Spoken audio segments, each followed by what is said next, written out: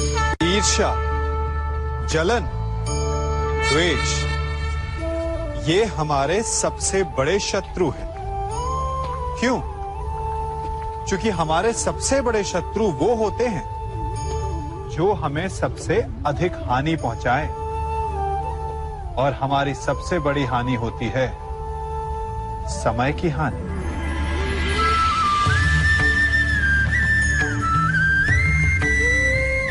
सबके पास जीवित रहने का एक सीमित समय होता है। कोई भी सदा अमर नहीं रहता। जलन और द्वेष के कारण हम जो समय अपने विकास और प्रगति में लगा सकते थे, वो समय हम उसके विषय में सोचने में लगा देते हैं जिससे हमें ईर्ष्या है। जलन की अग्नि शत्रु से अधिक स्वयं को जलाती है, तो अपने जीवन को धुआं बना देना क्या उचित है? किसी की प्रगति को देखकर अपने मन में ईर्ष्या और जलन लाने से उचित क्या ये नहीं होगा कि हमारे कारण किसी के होठों पर मुस्कुराहट आए? एक बार अपने मन से जलन को निकाल के तो देखिए, अपने आप को बहुत ऊंचा पाएंगे और समझ में आएगा कि इस ईर्ष्या के कारण हमने क्या क्या खो दिया है, जिस पर मनुष्य का जीवन टिका हुआ है। किंतु आज या तो हम किसी पर अविश्वास करते हैं या फिर किसी पर अंधविश्वास। दोनों ही परिस्थितियां घातक होती हैं, क्योंकि जहां अविश्वास हमारे मन में भय और असुरक्षा को जन्म देता है, वहीं अंधविश्वास आक्रोश को।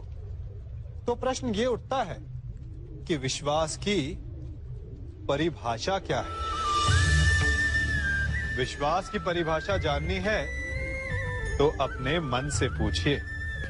पहले स्वयं पर विश्वास कीजिए कि आप इस संसार के सबसे महत्वपूर्ण व्यक्ति हैं, और ये विश्वास आपको अपनी शक्ति का ज्ञान करवाएगा, और शक्ति अपने उत्तरदायित्व का, और फिर अपने आप लक्ष्य मिल जाएगा, मार्ग मिल जाएगा। गर्व, अभिमान और अहंकार, ये तीनों सुनने में एक जैसे लगते हैं, परंतु तीनों का अर्थ भिन्न होता है और परिणाम भी। तीनों का आरंभ प्रेम से होता है। स्वयं से प्रेम, परिश्रम हमारे मन में गर्व को जन्म देता है, और सफलता अभिमान जगाती है। यहां तक ठीक है, परंतु जब ये भावना अहंकार बन जाती है, तब वो समस्या बन जाती है, क्योंकि सबसे बुरा अंत अहंकारी का ही होता है। परंतु मनुष्य के लिए पहेली यही है कि पहचाना कैसे जाए कि अहंकार जग गया है और उसका दमन आवश्यक है। इसका उत्तर मैं नहीं, आपका मन देगा। जब तक आप स्वयं से प्रसन्न हैं, जब तक आप सबसे ऊंचा उठने का प्रयास कर रहे हैं, तब तक ठीक है। परंतु जब आपके मन में दूसरों को नीचा समझने का भाव आ जाए, तो सावधान हो जाइए, क्योंकि यही अहंकार है जो वास्तव में आपको हीन कर रहा है।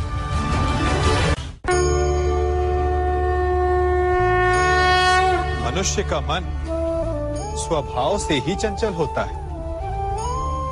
अब बालकों को देखो, माता पिता कहेंगे कि नदी के पास मत जाना, वन में मत खेलना, तो अवश्य वो वही करेंगे जिसके लिए उन्हें मना किया गया हो। बंधन को तोड़ने का जो रोमांच है वो मनुष्य के मन को सदा ललचाता है, परंतु बंधन और मर्यादा में बड़ा अंतर है। कभी कभी बंधन तोड़ना उचित होता है, परंतु मर्यादा तोड़ना नहीं, चाहे वो प्रेम की हो, शत्रुता की हो या फिर अतिथि की हो। फिर ये प्रश्न उठता है कि मर्यादा है क्या? हमें कैसे भान हो कि किस सीमा को हमें पार नहीं करना चाहिए? जैसा व्यवहार आप किसी दूसरे से अपने लिए चाहते हैं, वास्तविकता में वही आपकी भी मर्यादा है। जो सीमा आप किसी दूसरे को पार नहीं करने देना चाहते, वही सीमा आपकी भी है। जिस दिन से आप अपने मन से ये प्रश्न करना प्रारंभ कर देंगे, तब से ना आपसे कोई मर्यादा भंग होगी, ना ही कोई अपराध होगा। कदाचित इसीलिए कहा जाता है कि जब आपका मन नियंत्रण में हो, तो आपके हृदय के साथ साथ ईश्वर आपके मन में भी वास करता है। जिससे आप अपनी मर्यादा का प्रश्न पूछोगे, तो वो कभी अनुचित उत्तर नहीं देता।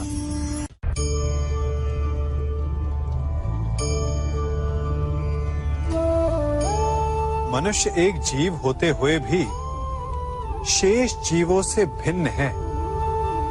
क्यों? कारण मनुष्य जीवन समाप्त होने के पश्चात भी जीना चाहता है, और इसका केवल एक ही मार्ग है, सम्मान, जो मनुष्य के मृत्यु के पश्चात भी जीवित रहता है। उस सम्मान को पाने के लिए मनुष्य वर्षों प्रयास और परिश्रम करता है, और ऐसे में शत्रु के लिए सबसे सरल लक्ष्य बन जाता है आपका सम्मान।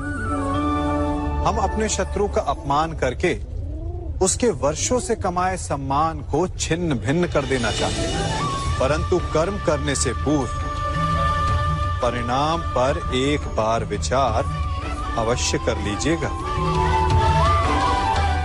वर्षों से संचित शत्रु के मान को भंग करके आपको संतोष अवश्य मिल सकता है, परंतु वो शत्रु अपने जीवन के शेष हर पल को उस अपमान के प्रति उत्तर में लगा देता है।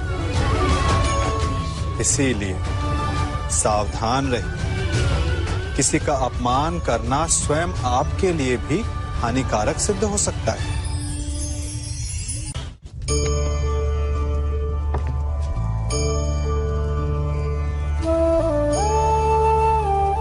क्या कर रहा हूं मैं? इस अग्नि को शांत करने का प्रयत्न कर रहा हूं मैं, परंतु एक अग्नि दूसरी अग्नि को कभी शांत नहीं कर सकती। वो उसे और अधिक प्रज्वलित ही करती है।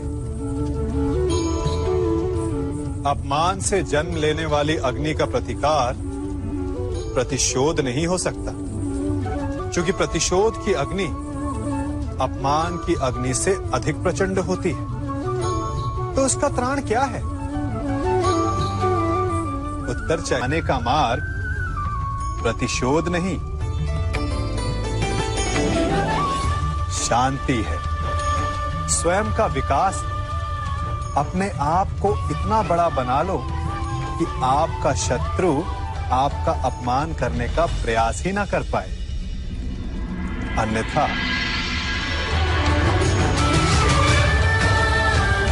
यदि आप प्रतिशोध चाहते हैं, शत्रु भस्म चाहते हैं, तो स्वयं को भी जलना होगा।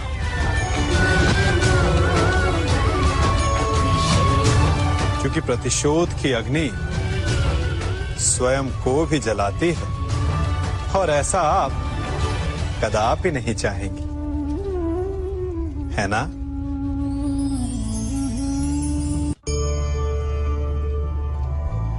मनुष्य बिना मित्र और मित्रता के सुखपूर्वक नहीं रह सकता।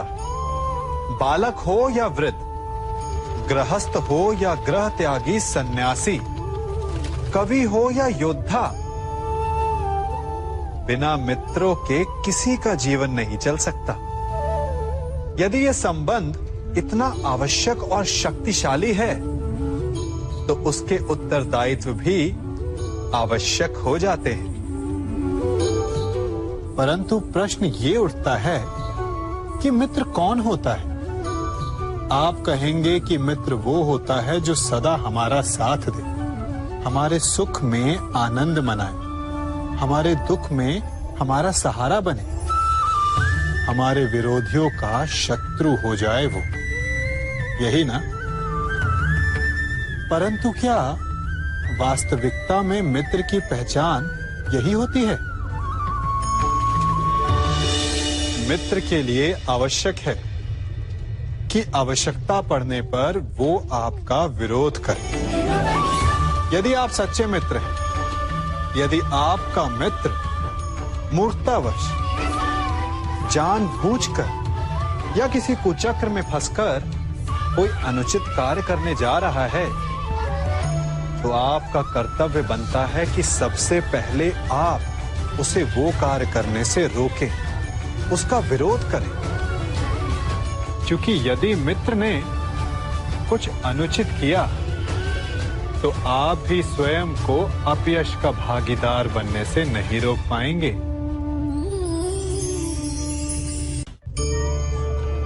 कभी किसी के यहाँ अतिथि बनकर गए हो? क्या अपेक्षाएं होती हैं आपकी? कि आपका स्वागत हो, सम्मान हो, यही ना? अवश्य कि आपका सत्कार करने वाला मन से ऐसा कर रहा है या उसके मन में कोई खोट है। कहीं वो धूर्त तो नहीं? क्योंकि धूर्त का सत्कार भी विनाशकारी ही होता है। फिर से एक प्रश्न उठता है कि धूर्त को पहचाने कैसे? कभी सर्प को देखा है? उसके निकट जाओ तो फुफकारता है, दूर रहने की चेतावनी देता है। और यदि वही सर्प आपके निकट आकर नृत्य करने लगे तो विचित्र नहीं लगेगा आपको? लगेगा ना? उसी प्रकार किसी के स्वभाव में यही विचित्रता आना धूर्तता का लक्षण है। धूर्तता से आपको ठगने वालों का भी सबसे बड़ा लक्षण यही होता है कि वो आपसे अपने स्वभाव के विपरीत व्यवहार करते हैं। जो आपसे अधिक मीठी बातें करे और अत्यधिक विनय दिखाए तो उससे सावधान हो जाइए, क्योंकि मित्र दिखावा नहीं करते और अत्यधिक प्रेम का दिखावा करने वाले मित्र नहीं होते। अति विनयम धूर्तस्य लक्षणम।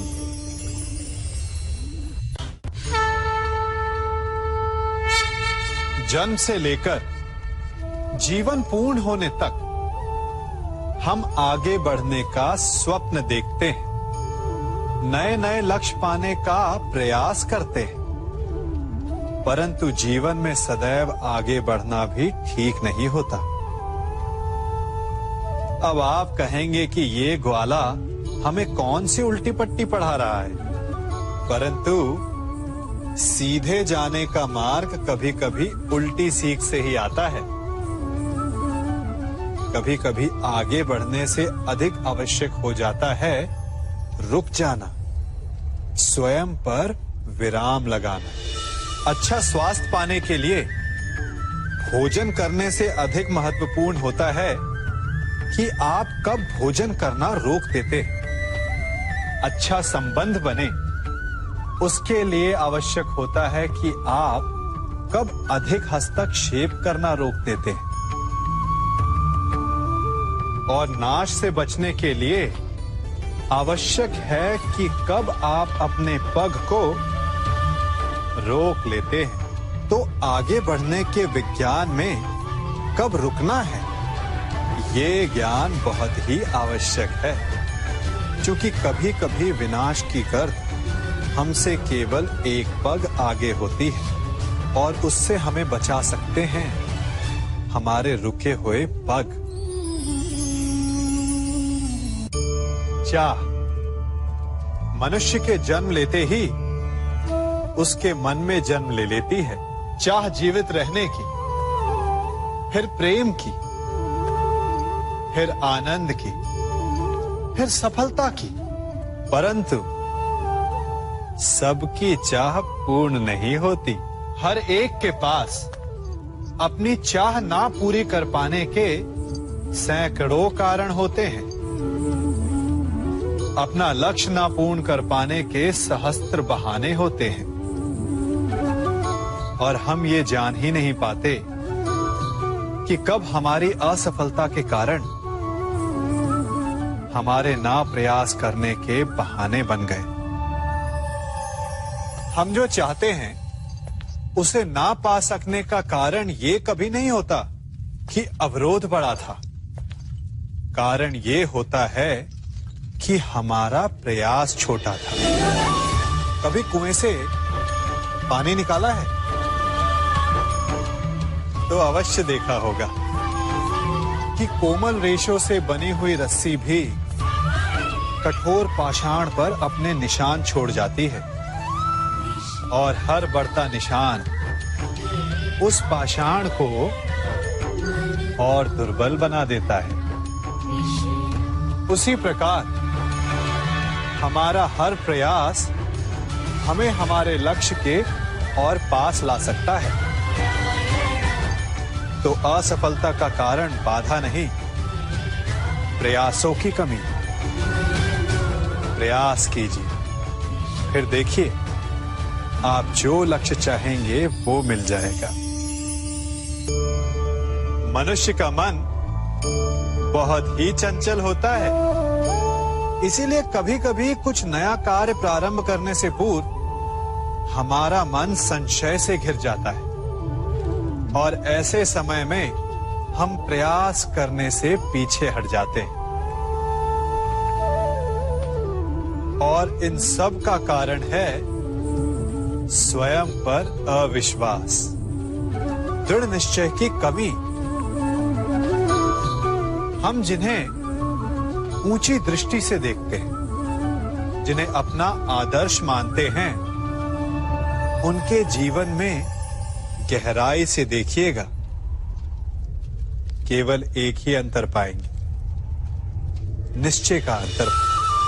ये निश्चय ही है जो हमारी प्रतिभा को धार देता है, हमारे प्रयासों को शक्ति देता है।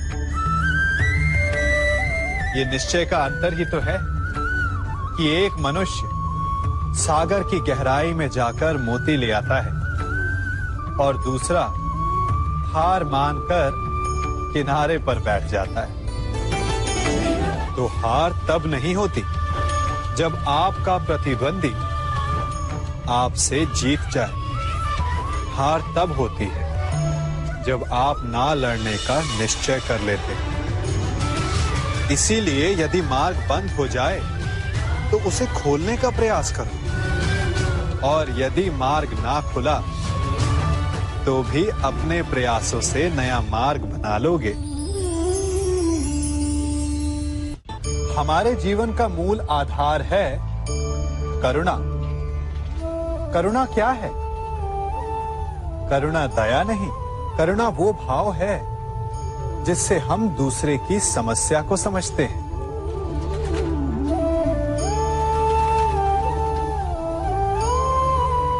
उसकी कठिनाई को अनुभव करते हैं।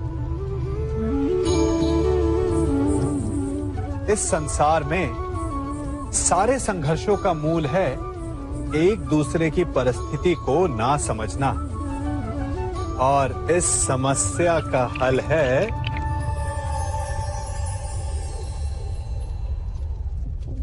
करुणा।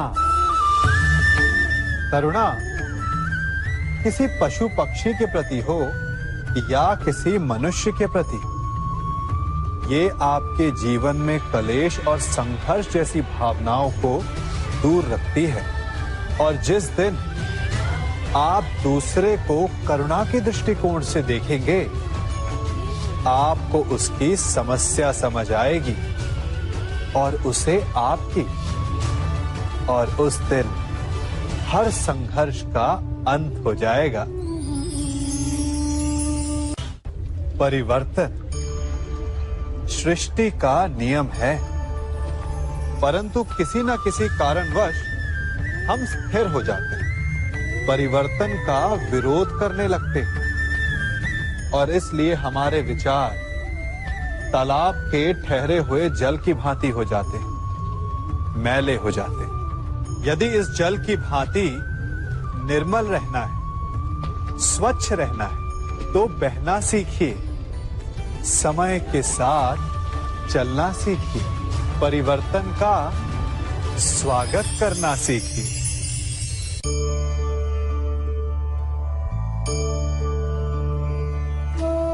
पता है इस हरी मेहंदी में लाल रंग कैसे आ जाता है? कष्ट सहकर। लाल चटकता रंग चाहिए तो इन मेहंदी के पत्तों को पीसना पड़ता है, बार बार प्रहार करने होते हैं, उसके पश्चात इसे पानी में मिश्रित करना होता है, तब जाकर ये ललनाओं का श्रृंगार बनती है। स्वर्ण के साथ भी यही है, जितना तपता है उतना शुद्ध होता है। और नग तो आप सभी को भाते हैं ना। हीरा भी पहले कोयला होता है, धरा के भीतर का ताप सहकर, उसका दबाव सहकर इसके भीतर ये चमक आती है। आप समझ रहे हैं ना मैं क्या कह रहा हूं? जितना आप कठिनाइयों से जूझेंगे, आपका व्यक्तित्व उतना ही निखरेगा। कठिनाइयों की भट्टी में जितना तपेंगे, आपका चरित्र उतना ही निखरेगा। तो अगली बार जब आपके समक्ष कोई समस्या आए तो घबराइए मत, उससे लड़ जाइए, क्योंकि हर समस्या हमें कुछ नया सिखा कर जाती है।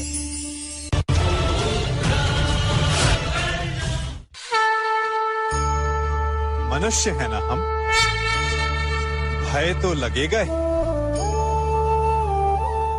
भय धन हानि का हो या मान हानि का, आप भय को बुरा समझते हैं ना?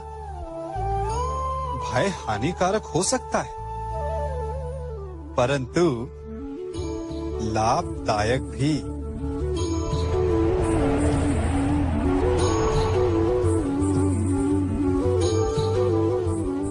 सोचिए, किसी अनुचित कार्य के परिणाम का भय क्या आपको वो कार्य करने से रोक नहीं लेता? रोकता है, परंतु अनुचित कार्य हो जाने के पश्चात उसे संसार के समक्ष ना लाने देने का भय हमें एक के पश्चात दूसरी भूल करने पर विवश करता है।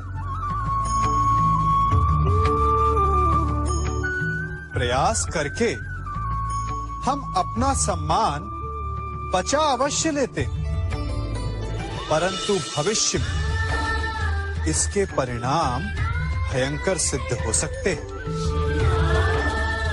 इसीलिए कोई भी कार्य करने से पूर्व उसके परिणाम को जानना जितना आवश्यक होता है, उतना ही आवश्यक होता है कोई भूल हो जाने के पश्चात उसे तुरंत स्वीकार कर लेना।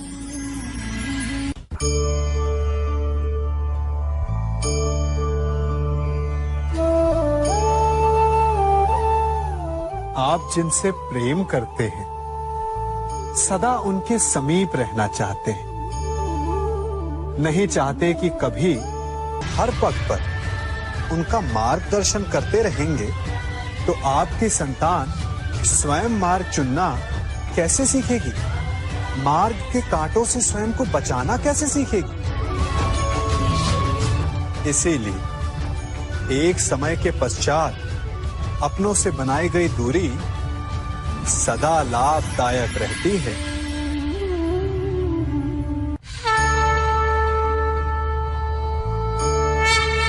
सूर्य उदय से ठीक पूर्व रात्रि तनिक अधिक गहरी और गाढ़ी हो जाती है। इसी प्रकार एक नए प्रारंभ से पूर्व मन पर, सोच पर, विचारों पर अंधकार छा जाता है। मानव मन जो ठहरा, दुविधा आ ही जाती है। क्या आगे जो होगा वो शुभ होगा? क्या जीवन में जो हम पीछे छोड़ आए हैं वो कहीं भूल तो नहीं? ऐसे में क्या करना चाहिए? केवल एक उपाय, आगे बढ़ें।